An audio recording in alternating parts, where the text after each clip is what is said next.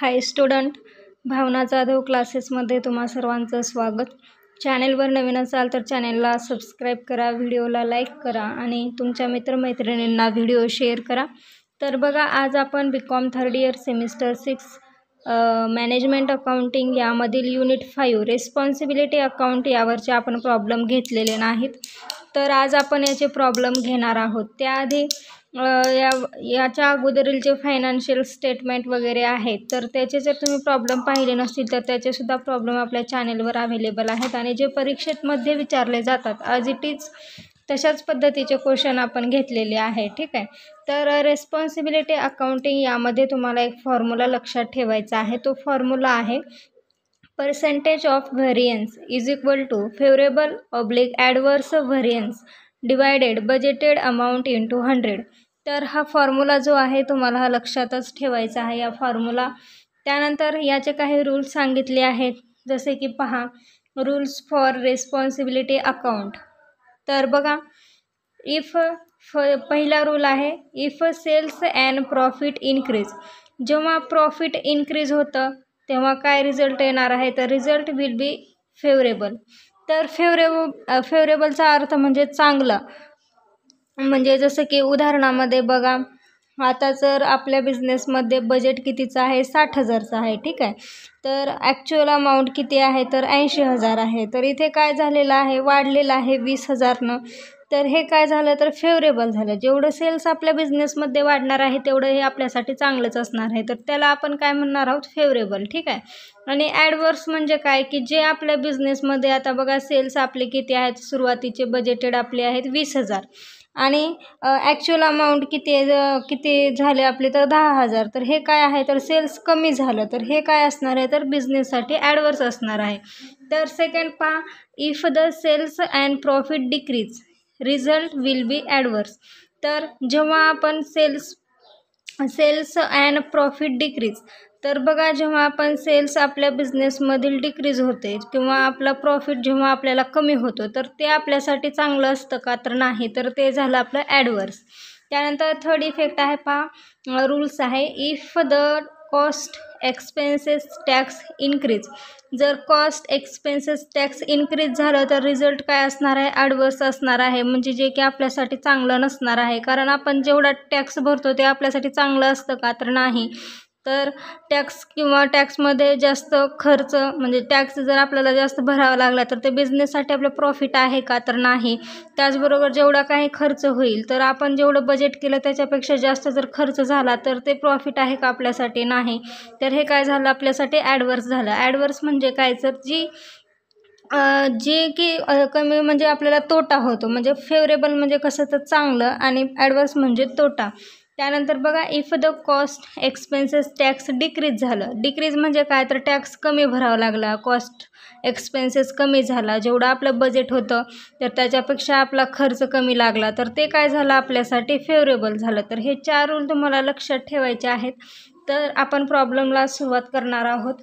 तर बघा, प्रॉब्लेम सोडवण्याआधी हा प्रॉब्लेम खूप सोपा आहे, परंतु पहा, जर तुम्ही लक्षात ठेवलात प्रॉब्लेमचं फॉर्मॅट कशा पद्धतीने लिहायचं आहे तर तेवढंच तुम्हाला, आणि एक फॉर्म्युला आणि हे रूल्स लक्षात ठेवले की तुम्हाला इथे 15 मार्क्स भेटून जातील। तर बघा, हा 15 मार्काचा चॅप्टर, त्याचबरोबर मागचा chapter common size comparative balance sheet हे जर तुम्ही बनवलात तर ते सुद्धा तुम्हाला सोपाच आहे। आणि त्याचबरोबर आपण हे एक पाहिलेलं आहे, कोणता, पेबॅक पिरियड कॅल्क्युलेट करायचं, कोणता आहे चॅप्टर, तर हा चॅप्टर आपण घेतलेला आहे कॅपिटल बजेटिंग। तर कॅपिटल बजेटिंगमध्ये आपण पेबॅक पिरियड वगैरे कशा पद्धतीने कॅल्क्युलेट करायचं तर ते बघितलेलं आहे।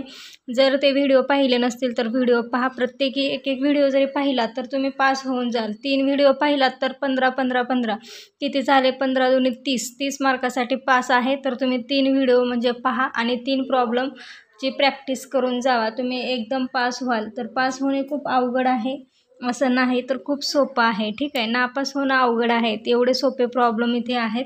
तर बघा, आज आपण रिस्पॉन्सिबिलिटी अकाउंट यामधील फर्स्ट प्रॉब्लेम घेणार आहोत, तर व्यवस्थित काळजीपूर्वक बघायचा आहे। हा प्रॉब्लेम तुमच्याकडे नसेल तर तुम्ही याचा फोटो काढून घेऊ शकता, मी तुम्हाला सोडवून दाखवणार आहे। ठीक आहे, तर सगळ्यात आधी आपण प्रॉब्लेम हा रीड करून घेऊयात। तर पहा, you are given the following figures relating in Sayali Raje Akluj limited for the year 2025. तर पहा आयटम्स दिलेले आहेत, बजेटेड दिलेले आहेत, ॲक्च्युअल अमाऊंट दिलेली आहे. तर आयटम्समध्ये सेल्स दिलेले आहेत, बजेट कितीचं आहे 60,000, ॲक्च्युअल किती झाले 70,000. आपलं बजेटच होतं 60,000, तर आपल्याला प्रॉफिट किती झालं आहे नंतर तर 70,000चं. तर म्हणजे किती 10ने इन्क्रीज झालं आहे आपलं. तर हे काय झालं आपल्यासाठी तर फेवरेबल झालं. फेवरेबल म्हणजे हे चांगलंच आहे. जर आपल्यासाठी जास्त सेल्स झालं आपल्या बिझनेसमधील वस्तूंचं तर ते आपल्यासाठी फायदाच असणार आहे.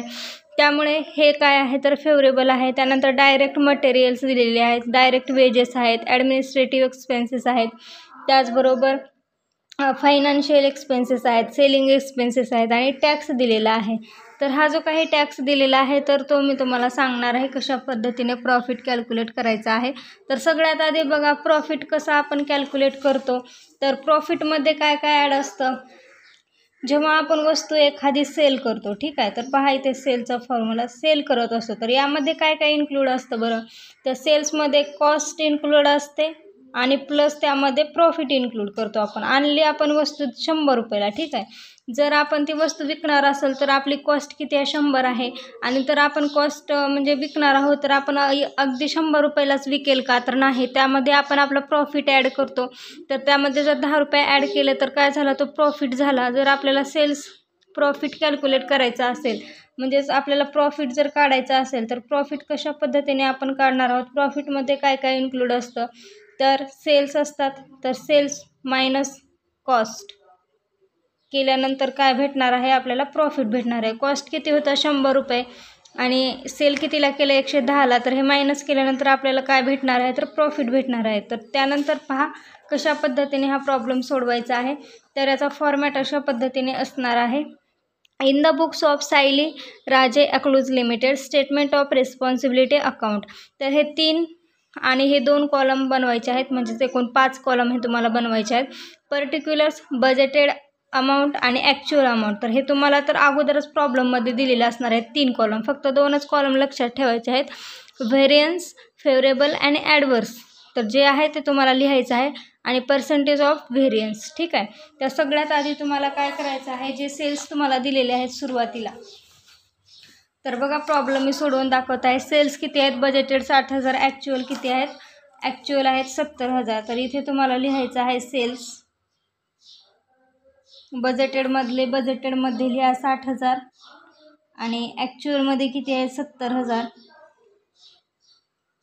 त्यानंतर अगोदर सर्व तुम्हाला लिहून घ्यायचं आहे किंवा तुम्ही असं पण करू शकतात. आता व्हेरियन्समध्ये फेवरेबल आहे की ॲडवर्स आहे. तर आता बिझनेसचा आपल्या सेल होत आहे. बजेटेड किती होतं सुरुवातीला 60,000, आता किती आहे 70,000. तर काय आहे जास्त झालेलं आहे आपलं सेल बिझनेसचं. तर ते आपल्यासाठी काय असणार आहे चांगलंच असणार आहे. तर हे कितीने आपलं झालं तर 10,000ने हे इन्क्रीज झालेलं आहे. तर हे आपल्यासाठी काय असणार आहे तर फेवरेबल असणार आहे. फेवरेबल म्हणजे चांगलं असणार आहे. तर इथे कंसामध्ये तुम्हाला F लिहायचं आहे फेवरेबलसाठी, ठीक आहे. तर आता पर्सेंटेजचा फॉर्म्युला काय आहे तर variance favourable divided budgeted amount into 100 करा. किती येईल तर 16.67% हे तुमचे येणार आहे. तुम्ही कॅल्क्युलेट करून पाहू शकतात. त्यानंतर नेक्स्ट काय दिलेलं आहे बघा आपल्याला. Direct materials, direct wedges, administrative expenses, financial expenses, selling expenses. तर हे काय आहे तर बिझनेसमधील कॉस्ट आहेत. तर ज्या काही कॉस्ट आहेत तर ते आपण सेल्समधून लेस करतो. त्यामुळे आपल्याला काय भेटतं तर प्रॉफिट. तर इथे तुम्हाला लिहून घ्यायचं आहे डायरेक्ट मटेरियल्स. अतिशय सोपा प्रॉब्लेम आहे. तुम्ही व्यवस्थित सोडवायचा आहे. काही समजलं नसेल तर कमेंट करा. ॲज इट इज तुम्हाला इथले अमाऊंट खाली लिहून फक्त पर्सेंटेज आणि ती काय आहे तर ती ॲडवर्स आहे की फेवरेबल आहे तुम्हाला लिहायचं आहे. त्यानंतर पहा इथे फायनान्शियल एक्सपेन्सेस, त्यानंतर सेलिंग एक्सपेन्सेस. तर हे सुद्धा आपली कॉस्ट आहे, खर्च आहे, ठीक आहे. तर सेलमधून आपण कॉस्ट लेस केल्यानंतर आपल्याला काय भेटणार आहे तर प्रॉफिट भेटणार आहे. त्यासाठी तुम्हाला इथे बजेटेडच्या अमाऊंट लिहायचे आहे. डायरेक्ट मटेरियल किती दिलेलं आहे 20,000. बजेटेड अमाऊंट आहे 20,000, ॲक्च्युअल अमाऊंट आहे 25,000. त्यानंतर डायरेक्ट वेजेस आहेत बजेटेड 10,000, ॲक्च्युअल किती आहे 8,000. त्यानंतर ॲडमिनिस्ट्रेटिव्ह बजेटेड किती केलेत 9,000. त्यानंतर इकडे 12,000. त्यानंतर फायनान्शियल एक्सपेन्सेस 3,000 बजेटेड आहेत आणि 3,000 ॲक्च्युअलचे आहेत. त्यानंतर सेलिंग एक्सपेन्सेस बजेटेड सेल्स किती आहेत 6,000 आणि ॲक्च्युअल अमाऊंट किती आहे 8,000. तर ही झाली. तर आता यातलं व्हेरियन्स आणि फेवरेबल कसं ओळखायचं, तर पहा, डायरेक्ट मटेरियल हा कॉस्ट आहे म्हणजे खर्च आहे आपला, ठीक आहे. तर बघा, बजेटेड किती केलेलं होतं, ठरवलं होतं 20,000चा खर्च करायचं, परंतु झालं कितीचं 25,000चा खर्च झालेला आहे. तरी ते 5,000नं इन्क्रीज झालेलं आहे, ठीक आहे. तर हे आपल्याला साठी फेवरेबल असणार आहे की ॲडवर्स असणार आहे, तर ॲडवर्स असणार आहे. कारण की बघा, आपण बजेट कितीचं केलं होतं, तर 20,000चं, ठीक आहे. 20,000चं बजेट केलेलं होतं, परंतु आपला खर्च जास्त झालेला आहे, त्यामुळं हे आपल्यासाठी ॲडवर्स असणार आहे. तर याचे पर्सेंटेज कॅल्क्युलेट करा. Variance adverse divided by budgeted amount into 100 करा. किती येईल, तर 25% याचे येणार आहेत. त्यानंतर बघा, डायरेक्ट वेजेस बजेटेड अमाऊंट किती होती 10,000, ॲक्च्युअल अमाऊंट किती आहे 8,000. तर इथे 2,000ने इन्क्रीज म्हणजे डिक्रीज झाले. तर आपला खर्च 10,000 आपण ठरवलेला होता, परंतु झाला कितीचा 8,000. तर 2,000 हे काय असणार आहे, तर फेवरेबल असणार आहे. तर हे फेवरेबल आहे. तर 2,000 डिवायडेड 10,000 इंटू 100 करा. किती येतील पर्सेंटेज, 33.33%. तुम्ही सुद्धा कॅल्क्युलेट करून बघायचं आहे. त्यानंतर बघा, इथे ॲडमिनिस्ट्रेटिव्ह एक्सपेन्सेस आपल्याला दिलेले आहेत. ॲडमिनिस्ट्रेटिव्ह एक्सपेन्सेस किती दिलेले आहेत, बजेटेड किती आहे 9,000. तर आपण खर्च 9,000चा करायचा ठरवला होता, परंतु झाला किती ॲक्च्युअलमध्ये 12,000चा खर्च झालेला आहे. तर हे चांगलं आहे का, तर नाही, जास्त खर्च झालेला आहे, तर हे आपल्यासाठी चांगलं नसणार आहे. तर हे काय झालं, तर ॲडवर्स झालं. तर ॲडवर्स म्हणजेच 3,000 डिवायडेड 9,000 इंटू 100 करा. किती पर्सेंटेज येतील सांगा.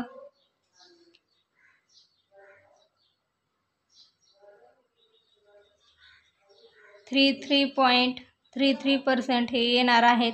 आणि इथे किती येतील, तर 2,000 डिवायडेड 10,000 इंटू 100 करा. किती येतील, तर 20% इथे येणार आहे, ठीक आहे. त्यानंतर बघा, इथे फायनान्शियल एक्सपेन्सेस बजेटेड अमाऊंट 3,000 होती, ॲक्च्युअल 3,000च. मग इथे आपलं फेवरेबल पण नाही, ॲडवर्स पण नाही आणि पर्सेंटेज पण नाही, इथे डॅश करायचं आहे. त्यानंतर सेलिंग एक्सपेन्सेस बजेटेड अमाऊंट किती आहे 6,000 आणि ॲक्च्युअल अमाऊंट किती आहे 8,000, ठीक आहे. तर आता बघा, कॉस्ट आपली बजेटेड किती होती 6,000, ॲक्च्युअलमध्ये लागली किती 8,000. तर हे काय असणार आहे आपल्यासाठी, तर ॲडवर्स असणार आहे. कितीने ॲडवर्स आहे, तर 2,000ने ॲडवर्स असणार आहे. तर हे कंसामध्ये तुम्हाला ॲडवर्स लिहायचं आहे. 2,000 भागिले 6,000 इंटू 100 करा. किती राहतील, तर 33.33%. हे झालं आपलं सेल्स आपण घेतलेले आहेत लिहून. त्याबरोबर कॉस्टसुद्धा आपण कोणती कोणती दिलेली आहेत आपल्याला कॉस्ट, तर तीसुद्धा आपण लिहून घेतलेली आहे. तुम्हाला आता इथे काय करायचं आहे, अशी एक लाईन ओढून घ्यायची आहे आणि इथे काय करायचं आहे तुम्हाला, सेल्स मायनस हे जी काही कॉस्ट आहे तर ती लेस करायची आहे. तुम्हाला काय भेटणार आहे, प्रॉफिट बिफोर टॅक्स हे तुम्हाला भेटेल. प्रॉफिट बिफोर टॅक्स कसा भेटलेला आहे आपल्याला, तर सेल्स मायनस कॉस्ट. सेल्समधून कॉस्ट मायनस करा, तुम्हाला प्रॉफिट भेटेल. तर सेल्स किती आहेत 60,000, तर याची टोटल करा आणि ही लेस करा 60,000तनं. किती राहतील, तर 12,000 राहतील. त्यानंतर तसंच 70,000तून ही लेस करा, कॉस्ट किती राहतील 14,000. तर आता इथे बघा, ही जी काही प्रॉफिट आहे, ठीक आहे. तर बजेटेड आपला प्रॉफिट किती होता 12,000, ॲक्च्युअलमध्ये आपल्याला प्रॉफिट किती झाला, तर 14,000. तर हे आपल्यासाठी चांगलं असणार आहे. तर कितीने, तर 2,000ने. तर हे ॲडवर्स झालं की फेवरेबल, तर फेवरेबल झालं, हे आपल्यासाठी चांगलं आहे. तर 2,000 भागिले 12,000 इंटू 100 करा. किती राहतील, तर 16.67%. त्यानंतर आपल्याला प्रॉब्लेममध्ये इथे टॅक्स दिलेला आहे. तर टॅक्स आपण काय करत असतो, तर प्रॉफिटमधून लेस करत असतो. तर टॅक्स लिहा. टॅक्स किती दिलेला आहे, बजेटेड 20, बजेटेड आहे 2,000, आणि ॲक्च्युअल किती लागला तर 2500. तर टॅक्स बघा बजेटेड आपण कितीचं केलं तर 2000, परंतु टॅक्स किती भरावा लागत आहे 2500. तर हे आपल्यासाठी कितीने चांगलं आहे का तर नाही. कशाहून चांगलं नाही तर आपण 2000चं बजेट होतं, परंतु टॅक्स आपल्याला 2500 भरावं लागत आहे. तर 500 रुपये जास्तीचे आहे. तर ते आपल्या बिझनेससाठी चांगलं आहे का तर नाही. म्हणून आपण याला ॲडवर्समध्ये लिहिणार आहोत. तर 500 डिवायडेड 2000 × 100 करा, 25% येतील. त्यानंतर तुम्हाला काय करायचं आहे, या प्रॉफिटमधून या 12,000तून हे 2000 लेस करायचे आहेत. किती राहतील तर 10,000. तर हे जे काही येणार आहे तर ह्याला काय म्हणणार आहोत आपण, profit before tax, profit after tax. त्यानंतर 14,000तनं 2500 लेस करा, किती येतील 11,500. त्यानंतर पहा आपला प्रॉफिट किती आहे, 10,000चा बजेटेड आहे. 11,500 आपल्याला ॲक्च्युअलमध्ये झालेलं. बजेट कितीचं होतं 10,000चं, तर 11,500 आपल्याला प्रॉफिट झालं आहे. तर हे चांगलंच आहे आपल्यासाठी. तर कितीने प्रॉफिट झालेलं आहे 1500 रुपयानं. तर हे आपल्यासाठी फेवरेबल असणार आहे. तर याचे पर्सेंटेज कॅल्क्युलेट करा. 1500 डिवायडेड 10,000 × 100 करा, किती येतील तर 15% हे येणार आहेत. तर अशा पद्धतीने तुम्हाला रिस्पॉन्सिबिलिटी अकाउंट हे तयार करायचं आहे. जर काही समजलं नसेल कमेंट सेक्शनमध्ये नक्की कळवा. आपण एक्झामपर्यंत याचे 6 ते 7 प्रॉब्लेम घेऊया, जेणेकरून तुम्हाला चांगली प्रॅक्टिस होणार आहे. तर नेक्स्ट व्हिडिओमध्ये आपण नवीन प्रॉब्लेम घेणार आहोत. असेच व्हिडिओ पाहण्यासाठी चॅनलला सबस्क्राईब करा. आणि ॲडव्हान्स अकाउंट, मॅनेजमेंट अकाउंट तसेच सर्व चॅप्टरचे आपण प्रॉब्लेम हे घेतलेले आहेत. हा फॉर्म्युला आहे, percentage of variance is equal to favourable divided by budgeted amount × 100. तर अशा पद्धतीने हे 4 रूल्ससुद्धा आहे, तुम्ही लिहून घेऊ शकतात. किंवा हे प्रॉब्लेम तुम्ही रेग्युलरली माझे व्हिडिओ पाहत असाल तर तुम्हाला नवीन नवीन प्रॉब्लेम भेटत जातील आणि तुमची चांगली प्रॅक्टिस ही होणार आहे. तर आपण नेक्स्ट व्हिडिओमध्ये नवीन व्हिडिओसोबत भेटूया. तोपर्यंत धन्यवाद. काही अडचण असेल तर कमेंटमध्ये नक्की कळवा. तुम्हाला नक्कीच रिप्लाय केला जाईल तुमच्या कमेंटला. ठीक आहे.